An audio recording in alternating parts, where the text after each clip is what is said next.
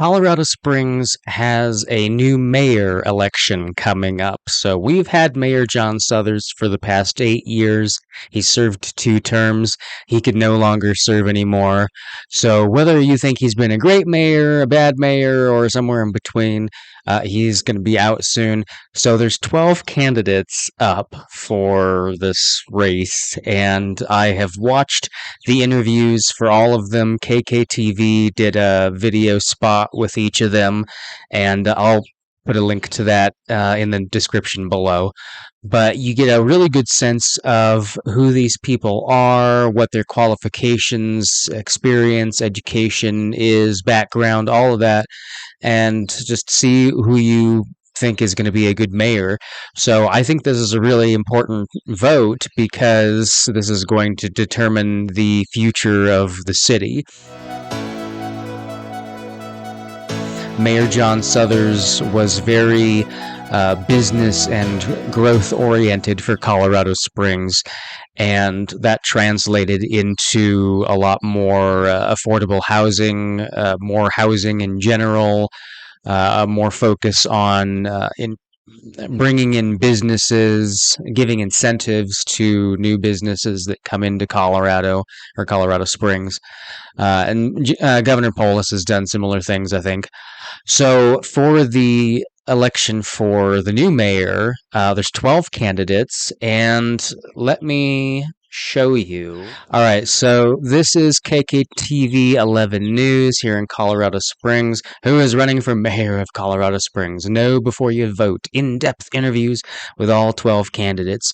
So there's a video slideshow with each of one of these people. Some of their interviews are longer than others just because some gave shorter or more in-depth answers for these. But so if you just go through, you can see all of these people. So I think Wayne Williams was the only name that I recognized because he's been in our political past in Colorado Springs. He's on city council. He's been on city council. Tom Strand is also on our city council here. And I think it's just those two who are running for mayor who are on the council now. Sallie Clark, she's lived here. I think everybody here has lived here for at least some amount of time. I'm going to refrain from giving comments on any of these people. And you can just, I mean, I really recommend, I know it's a lot to go through. There's 12 of them. You're like, oh my God. But it is worth it to, like, especially if you live here and you're concerned about our city's future and, who is, the best to be the next mayor. And then this video here is on the very right is the city council candidates. So you can actually watch because city council is up. I think there's 3 spots up for city council now. So you're going to be able to vote on that too. So ballots should be getting mailed out here any day now. And then I guess if you click on these individual ones, you will get a separate web page for them. Each of the 12 mayoral candidates with KK. Okay, so you can go down here and oh, I didn't actually read this. I just watched the video. So this tells you her qualifications, where she was born, what she's done. She has some. Yeah, I don't. This doesn't look to be a transcript of what they asked her because they asked all the candidates the same exact questions, and this looks to be something separate. So. Yeah, if you click on each of these people, you'll be able to see. You can get like their email too. That's cool.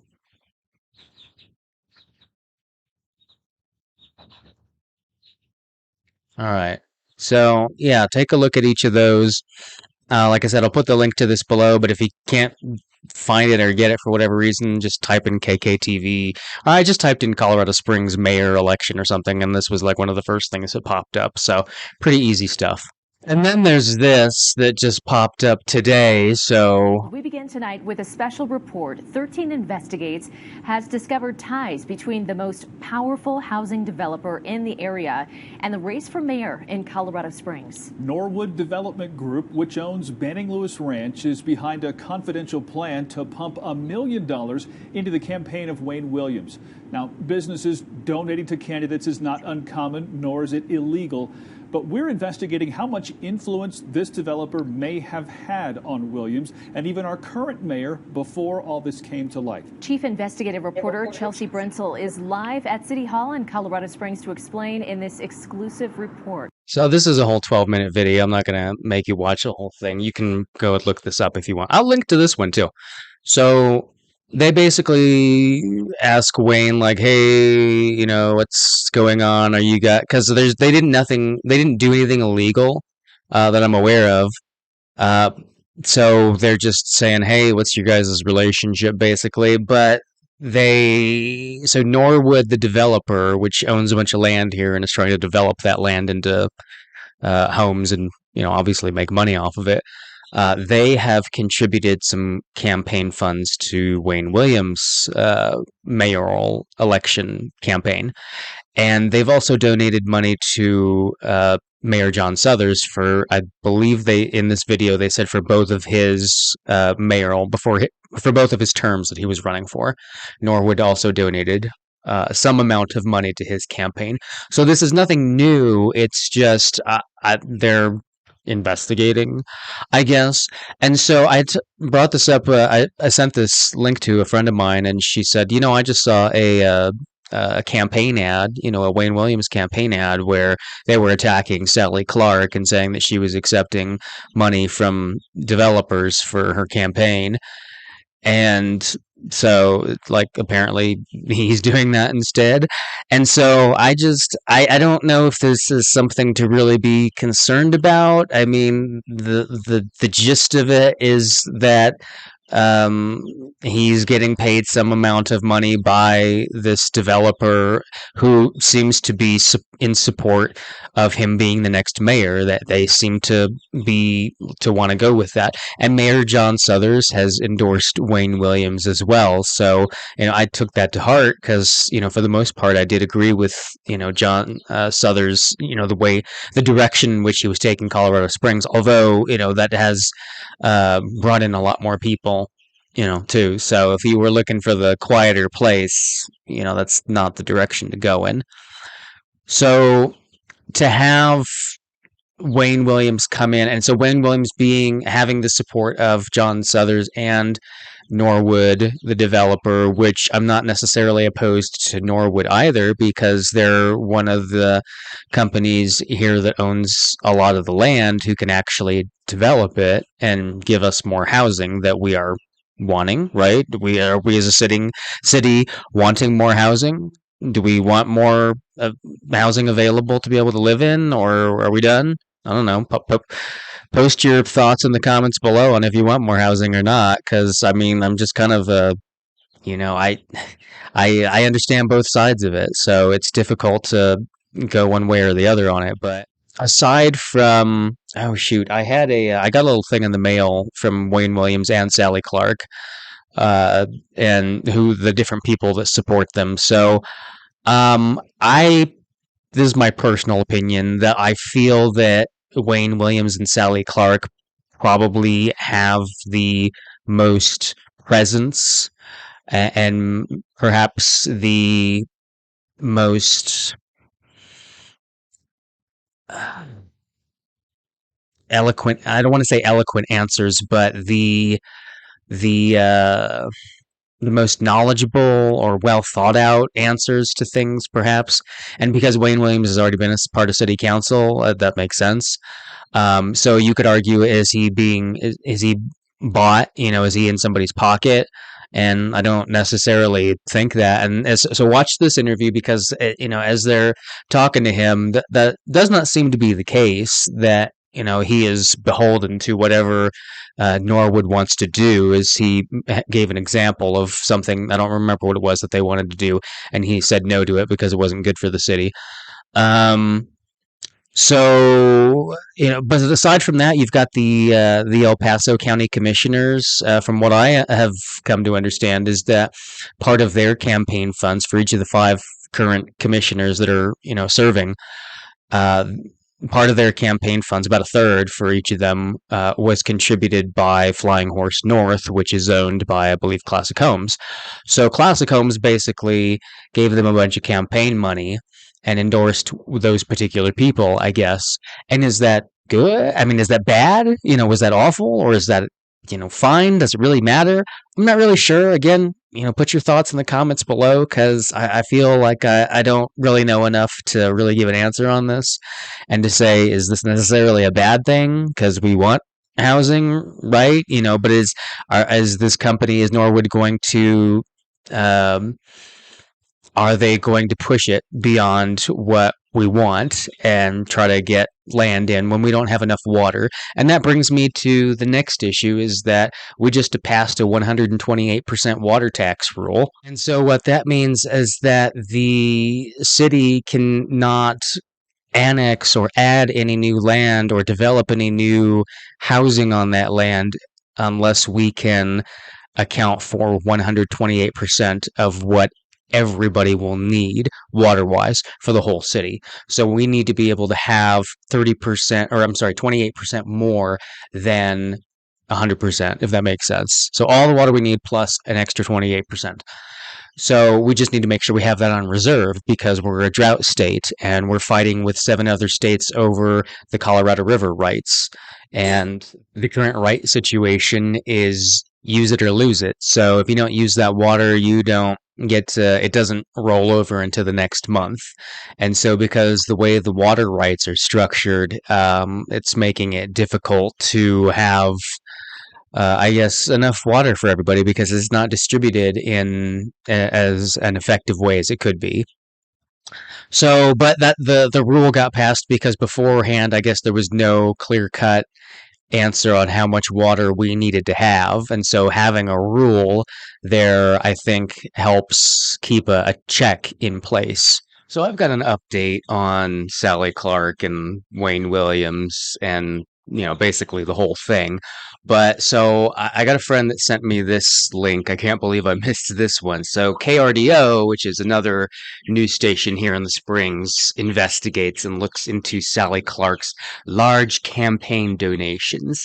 So you can look down here and see, like, okay, her biggest donor is the O'Neill Group, and they own the Amara acreage. It's 3,000 acres on the southeast side of Colorado Springs. Here it says, the ongoing water crisis across the West has impacted the city's growth potential, and the Amara, a 3,000-acre piece of land, requested to be annexed by La Plata communities in 2022. The Colorado Springs City Council passed passed a controversial water ordinance that limits large-scale communities from being built in the city unless it has a 128% surplus of water. The thing that they did not mention is that Norwood, the biggest developer in Colorado Springs, is exempt from that 128% water rule. 13 investigates exposed ties between Norwood Development Group and the mayoral race earlier this week. That looks to be a separate article. We should look into that. I have so many links I'm going to share. Norwood's owner, David Jenkins, emailed a plan to political allies and business partners outlining a plan to confidentially pump $1 million into Williams' run for mayor. Jenkins owns 85% of the future developable land in Colorado Springs, including 18,000 acres of Banning Lewis Ranch housing development on the east side of the city. Norwood is not required to follow the new water rule like new developers who propose annexing land for housing do, because Norwood's properties were annexed in the late 1980s. So I'm a little confused, like, okay, so the Banning Lewis Ranch area that already exists is not included in the 128% rule, or anything that Norwood develops from here on out is not included in the 128% water rule. I'm a little confused on that here, but this is definitely, I appreciate that people are looking into this and be just having transparency. That's all I ask for. So here the Gazette has their own interview that they do with Sallie Clark. So if you want to read that, that's in here too.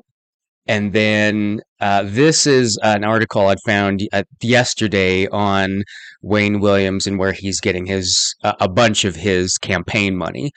So the thing about this campaign money I mean, Sallie and Wayne are the two big ones that seem to be getting a lot of money from this. The thing about it is, I'm not necessarily opposed to them getting money from developers here, because that tells me the developers think that these people are going to support their housing development, which isn't that what we all want? We all want more housing, except for everybody who's like, hey, actually, I don't want more people here. Can we not?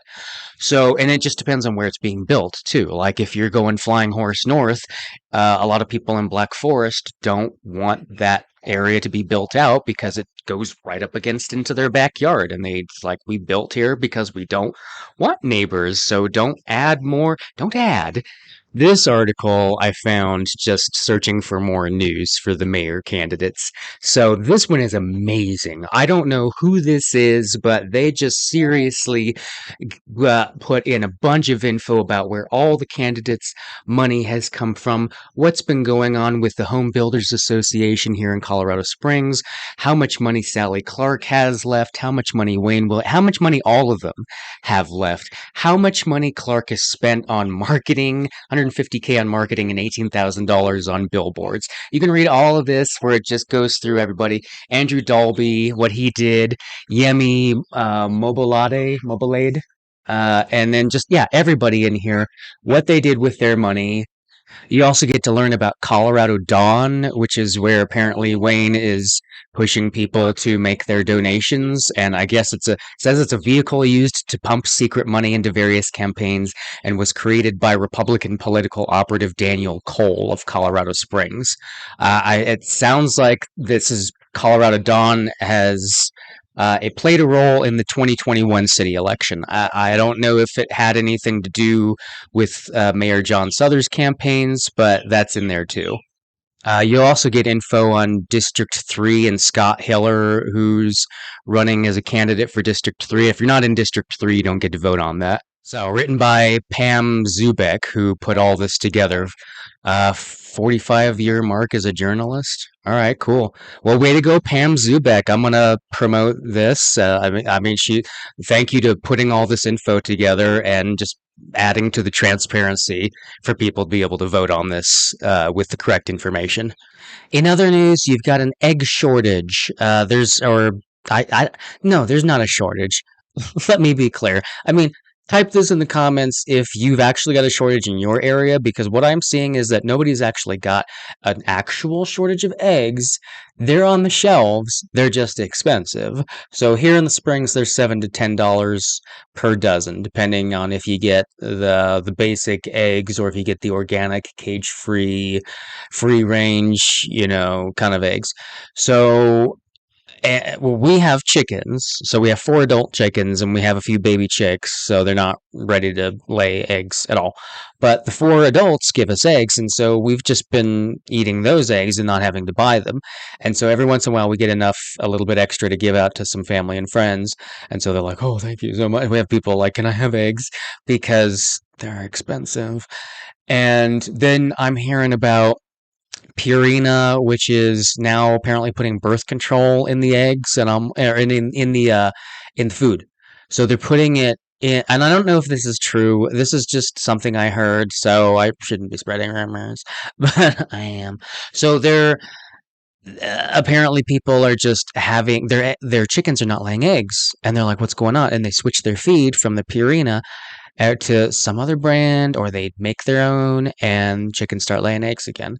And so they're thinking they're putting birth control in the feed because they're trying to cut off the egg supply so that people have to pay more for eggs artificially. And I'm like, I don't know if that's true. That seems very nefarious and perhaps a little outlandish, but you never know. So with our chickens, we got Purina, and I'm like, so I'm one of the Purina people, but our chickens are laying eggs regardless. So I don't seem to be having that issue. So I don't know if that's actually going on, but it did get me thinking. Like, I don't want to be reliant on somebody else's food production that can't control. I'm not seeing it. I don't know if they're actually putting in what they say they're putting in. And so we'd looked into perhaps like a mealworm farm, making some sprouts out of, seeds or beans like that. So, perhaps, but, spoil our chickens. In other news, the Microchip company here is adding, I think, 400 new jobs to Colorado Springs. So, and if you're seeing other jobs getting added here, let me know. There's, I think, Integris is another one that's adding some manufacturing jobs here. And I've heard about a lot of layoffs. I'm sure you have too. All the big companies, Microsoft, Zillow, Google, they're all laying Facebook, Meta, they're all laying people off. And so I don't know how much that's translating into people locally, especially here in Colorado Springs, but we have a we have more jobs available in some areas, but then we've also got things where we've got a city worker shortage for El Paso County, and we've got a police officer shortage for Colorado Springs. So I don't know if they're just not, nobody wants to work that job, or there's just not people to work that job. I find that hard to believe, but maybe they're not paying enough for that job. Maybe the logistics of that particular job or the people there suck. I don't know. But, so there are some jobs available all over the place, I guess is what I'm trying to say. There's jobs coming, but then we also have, police officer and city worker jobs that need filling. So if you're looking for a job, go apply.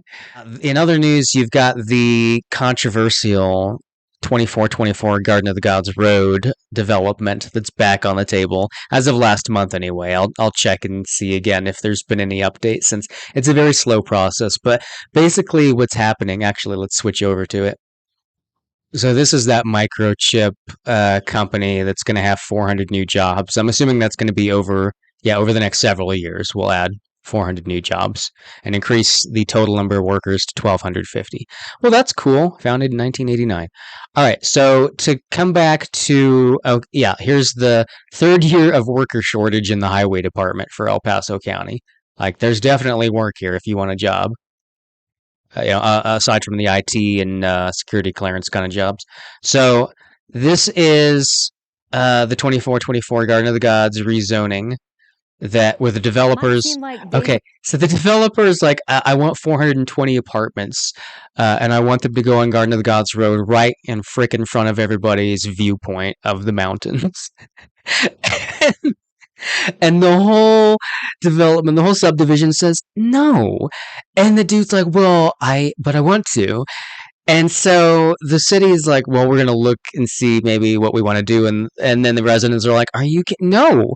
And so they managed to convince the city, like, no, we're not approving this. There has to be a zoning change in order to build these apartment complex. And so the city said, or the residents convinced the city, okay, well, we can't do it because of the fire evacuation routes. There's just, it took 5 hours to evacuate people during the Waldo Canyon fire in 2012. And if you add all these extra people, that's just not feasible. It's just not going to work. It's going to take you're going to have people stuck in there. So they managed to convince the city to say no. So now it's back on the table where the developer said, okay, well, what about 320 units, Vu, which but a is plan for a this. controversial housing development on the west side of Colorado Springs is up for another vote. And people who live in the Mountain Shadows neighborhood are once again raising concerns about its impact to wildfire evacuations tonight. I'll link to this it's too. An emotional issue for those Get a lot of neighbors links who today. spent hours evacuating during the Waldo Canyon wildfire back in 2012. Investigative reporter Quinn Ritzdorf is live at the Pikes Peak Regional Development Center to explain this newly adjusted apartment 125 acres, proposal. it's going to be. Quinn. Bart and Heather, there's still people inside the previous building application was denied in 2021. To turn down the 2424 Garden of the Gods Road rezoning application. That proposal would bring housing to hundreds of residents on the west side of Colorado Springs. So they're working on that. So I'm pretty sure that'll get shot down too for the same reason. It doesn't, 100 less units does not really fix the issue or the reason that they decided not to move forward with this. But aside from killing the view for everybody, which, I mean, yeah, you can create housing, but it doesn't have to be on the west side. That's a big, huge draw of what brings people here is the view. You want to kill the view? Don't do that. And lastly, the city of Fountain, which is just south of Colorado Springs, had a new water treatment thing that was that was put in to take care of and eliminate the PFAs from the water, which comes from all the firefighter foam. I guess that was, there was a retardant in the firefighter foam that's causing these chemicals to get leached out into the public drinking water. So not in Colorado Springs, but in Fountain. So they had to add something to remove that. So basically improve the quality of their water. Now, I'm not aware of Colorado Springs testing for PFAs, let alone removing them. So I do have some concerns about that being present in the water for everybody in Colorado Springs. I haven't seen it specifically addressed by the utility company. So I have considered using Primo water or getting like a reverse osmosis system installed in my house, like at the base where all the water comes through, just so that I know it's as clean as it's going to get. But, I could be just worrying about it too much because, I've read now that they're finding PFAs in animals all over the world and rainforests. They're everywhere. So everybody's got it. It really doesn't matter now if your drinking water's clean anymore. It's all in you and we're all going to die. So just a really quick summary on what the housing market's doing in Colorado Springs. The median sales price so far in March, we're only a third of the way in, is $432,000. The average sales price is $483,621. And as you can see from these numbers here, it does appear that the average and median sales price has been slowly or is slowly increasing, and that perhaps that has started in February or even late January. And so we'll take a quick look at the visual chart and what that looks like price-wise, at least for this past year. You can see the prices trending downward just slightly from April all the way down to the winter months, October, November, December. And now it appears that we might be on a slight rise at the beginning of this year. So I'm thinking we could be seeing the signs of home values continuing to coming to rise again for 2023. And if we expand these numbers and look at the past 5 years, you'll see same data here during on the very right. We're at January, February 2023, and March. We see we've got that high in the summer of 2022, and we just had a slow rise in values, or I guess a sharper rise in values all the way from January of 2020 and on. And just slower, moderate rise in values from 2018 to 2020. So very interesting to see. The green is the average sales price and the blue is the median sales price. And they tend to follow each other pretty closely. So very interesting to see what the home values have done as they have come down in recent months, but now appear that they may be on the rise again. So if you're looking for home prices to continue dropping so that you can get a good deal. I'm not sure that that's going to happen. If you're looking for mortgage rates to drop back down below sixes, I'm doubtful that that's going to happen too, because the Fed is looking like they're going to be raising the basis points on a regular basis by at least 25 points per meeting, if not 50, because they appear to be serious about, hey, we're not seeing the results that we want, and the job market is growing, and that's the opposite of what we're trying to. That's an indication that what we're doing is not working. Not that we hate people having jobs, not that the Fed is saying that they hate people having jobs, but that this is an indication that what they're doing is not working, or what they're doing is not enough, and that they need to add more to the basis points. Maybe. And whether you think that is actual, that they need to do that or not, they're doing it, and so because of that, I'm foreseeing that interest rates continue to slowly rise through the rest of 2023.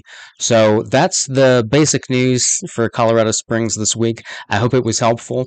If it was, stay tuned, click the like button, please subscribe. I try to release about 4 videos a week, so there'll usually be something good, and I usually do something once a week now on Colorado Springs news.